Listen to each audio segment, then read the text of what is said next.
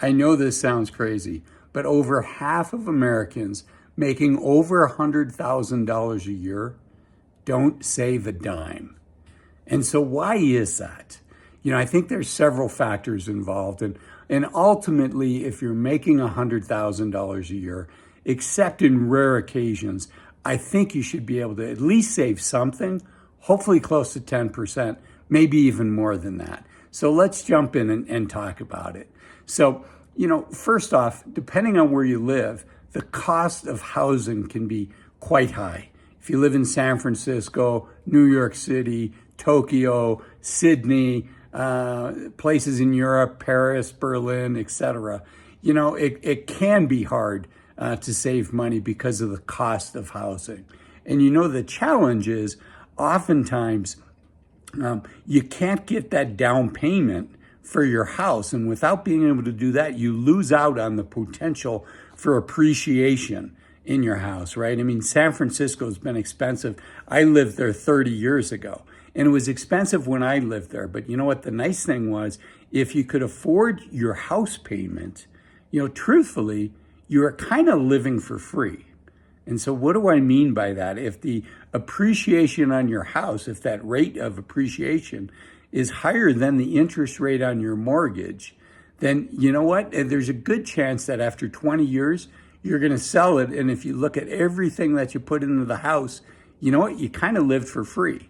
So while people in expensive places to live may not be saving money, if they own their house and if they're fortunate and the house continues to appreciate, they may be okay.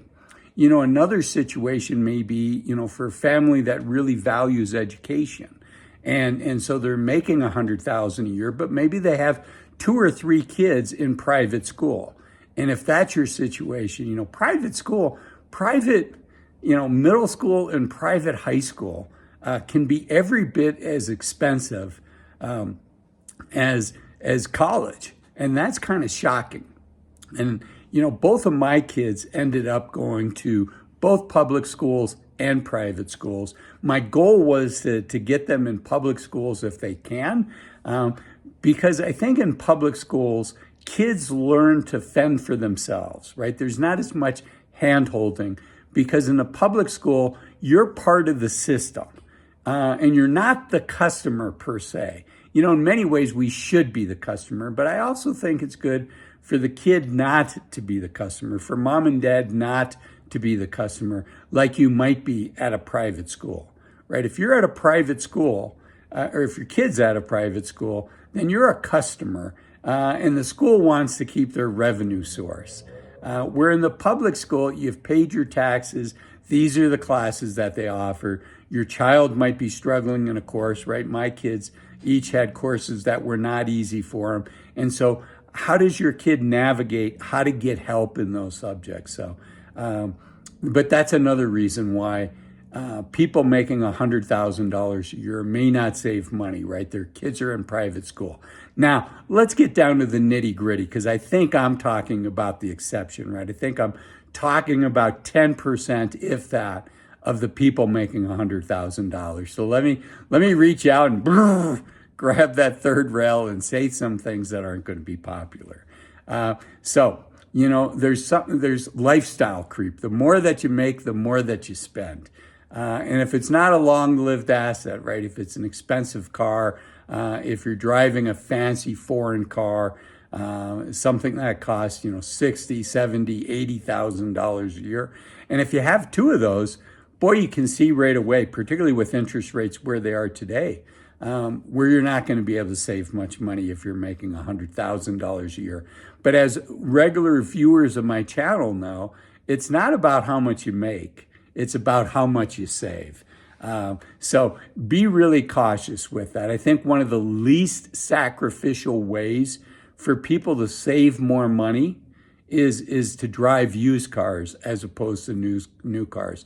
For $25,000, you can get, in my opinion, a very nice used car that has not quite the status of a brand new car, but enough status.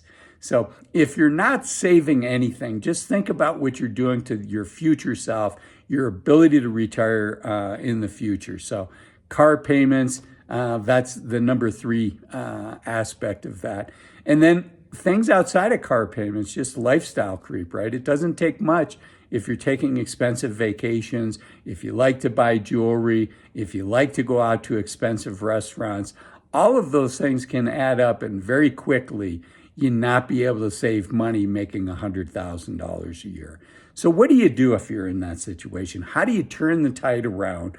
How do you start saving money? Or let's say you're making $100,000 a year, but you're saving 10% and you want to save more, right? So there's those viewers, and then there's viewers that are making $100,000 a year and saying, Azul, guilty as charged, how can I start saving money? So I let me break it into two categories: the folks that are saving some but not enough, and both of these you're going to apply. But I think I'm going to start with the slow strategy, which is the simplest way to do it. It's the least painful way to do it. So if you're saving some and you want to save more, this might be a strategy. If you're not saving anything, this is a strategy as well. And saving something is better than not saving anything.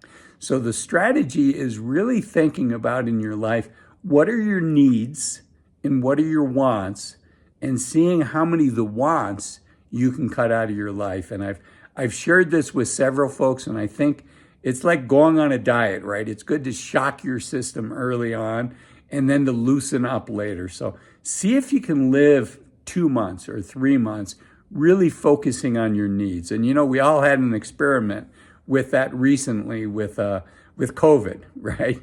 There were lots of things we wanted to do, but we were stuck inside of our houses at least for the first couple months. In fact, the savings rate in the U.S. skyrocketed to the levels never seen before. So it was in the high teens, frankly, just because we couldn't do many things. And of course, the stimulus check helped out. So that's the fast way. The fast way is to break things into your needs and your wants. Focus on your needs. Your needs are rent, your mortgage, your groceries, paying your car loan and gasoline to get back and forth to work. But those are your needs, and really focus on that. And I think most people, if you do that, can save 15%, maybe even more. And the slower way is really to think about half of any surplus that comes your way in the future, be that a raise, a promotion, a cost of living adjustment, maybe you pay off your car loan. So take that extra cash, and half of that goes to you, half of that goes to current you, and half of that goes to future year. So it takes a little bit longer. And maybe like with a car loan, maybe you put all of that aside for future you. So those are the ideas. That's how people can be making $100,000 a year and not saving a dime. And I want you to watch this video here that tells you some more secrets of people that were able to retire early. What do they know that maybe you don't? I hope you enjoy the video.